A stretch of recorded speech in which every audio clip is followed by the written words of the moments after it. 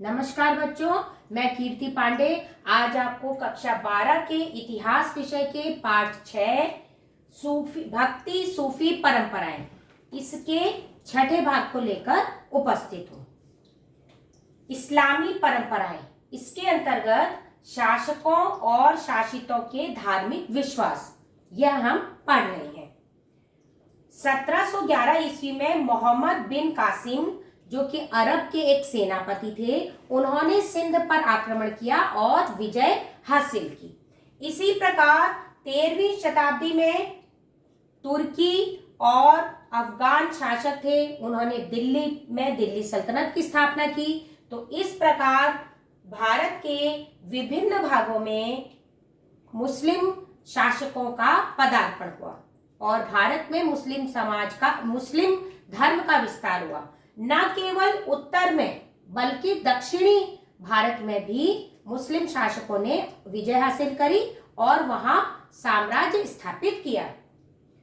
मुस्लिम शासक जो थे वो उल्मा के मार्गदर्शन पर चलते थे। मुस्लिम शासकों को उल्मा के मार्गदर्शन पर चलना होता था और जो उल्मा थे उनको उनसे यह अपेक्षा की जाती थी कि वे शरिया का पालन करवाएं। अपने जहां भी शासक है, साम्राज्य है, वहां पर शरिया का पालन करवाएं। अब जो है, लेकिन स्थिति बहुत ज्यादा जटिल थी। उसका कारण कि जहां जहां वे शासन करते थे वहां पर गैर मुस्लिम जनता भी थी। गैर मुस्लिम जनता मतलब हिंदू थे, ईसाई थे, जैन, बौद्ध, तो इस प्रकार विभिन्न धर्मों के लोग थे। तो इसका पालन कराना एक जटिल कार्य था। आगे है जो जिम्मी। जिम्मी का अर्थ है, अरबी शब्द जिम्मा से लिया गया है, जिसका अर्थ है संरक्षित क्षेत्र।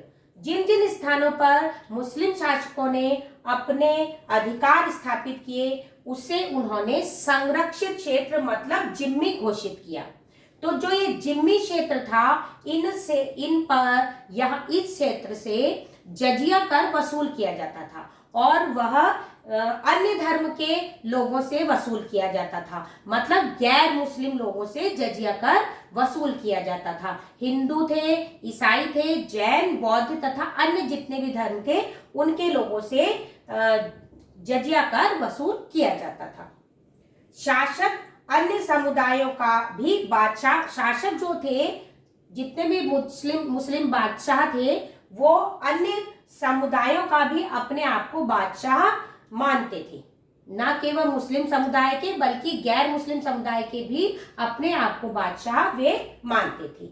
अब जो वे उनकी जो नीतियां थी, शासकों की जो नीतियां थी, वे बहुत लचीली हुआ करती थी। अब क्या लचीली थी इसमें जो है, जो गैर मुस्लिम धार्मिक नेता थे, जो धार्मिक नेता थे लेकिन मुस्लिम नहीं थे, उनको भी वे श्रद्धा भाव से देखते थे, उनका वे सम्मान करते थे। आगे हम देख रहे हैं शरिया के बारे में कि शरिया क्या है। शरिया है मुस्लिम समुदाय को निर्देशित करने वाला कानून, कहलाता है शरिया। 1 नंबर का प्रश्न, मुस्लिम समुदाय को निर्देशित करने वाला कानून शरिया कहलाता है। आगे है कुरान और हदीस पर यह आधारित है। कुरान और हदीस पर यह आधारित है। इसके साथ ही हदीस क्या है? हदीस पैगंबर मोहम्मद साहब से जुड़ी हुई परंपराएं हदीस कहलाती हैं। और गैर इस्लामिक क्षेत्रों में भी एक था कियास। कियास क्या है? सदृशता के आधार पर तर्क। और इजमा, जो कि समुदाय की सहमति थी।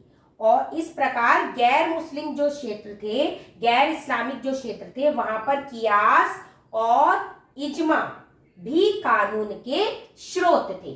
तो इस प्रकार हमने 4 चीजें पढ़ी।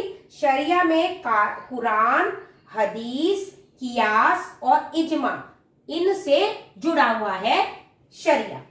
तो इन सभी के नियम कानून माने जाते हैं। अगला हम आगे टॉपिक पढ़ रहे हैं, लोक प्रचलन में इस्लाम। लोक प्रचलन में इस्लाम कैसे आया? तो जब शासक वर्ग जब मुस्लिम हो गया तो बहुत सारे जो गैर मुस्लिम समुदाय के लोग थे, किसान थे, शिल्पकार थे, योद्धा थे, व्यापारी थे, उन्होंने भी मुस्लिम धर्म को ग्रहण कर लिया और उन्होंने ये 5 बातें मानी। कौन सी 5 बातें? पहली, अल्लाह एक है और मोहम्मद साहब उनके दूत हैं।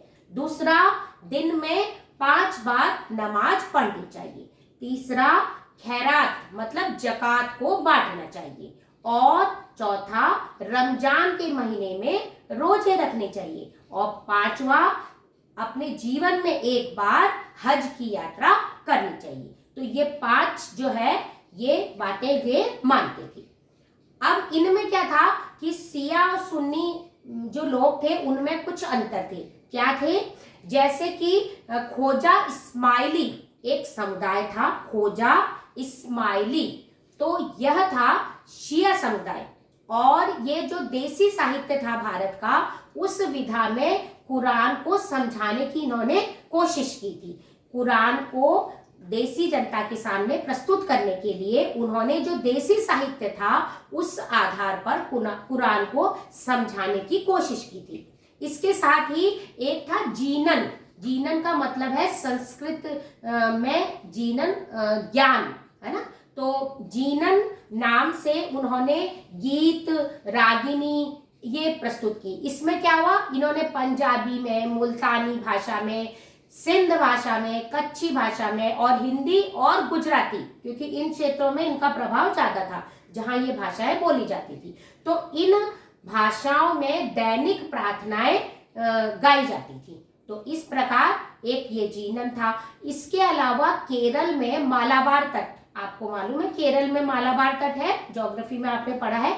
तो जो केरल का मालाबार तट है वहां पर मुस्लिम व्यापारी आए और वे वहां आए और वहीं बस गए और उन्होंने वहां की मलयालम भाषा सीख ली। मलयालम भाषा ही उनकी बोलचाल की बाद में भाषा हो गई।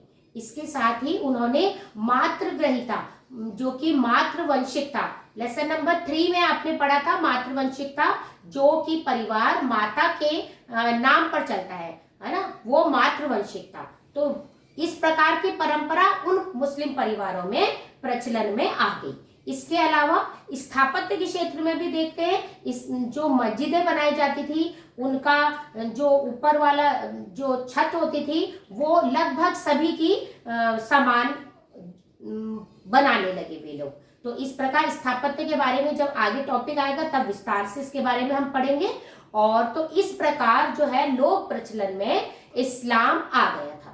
तो आज का बच्चों ये टॉपिक खत्म हुआ और कल फिर हम अगले भाग में मिलेंगे। आज आपका होमवर्क यह है कि आपको 10 एक्स्ट्रा क्वेश्चन बनाने हैं, है ना।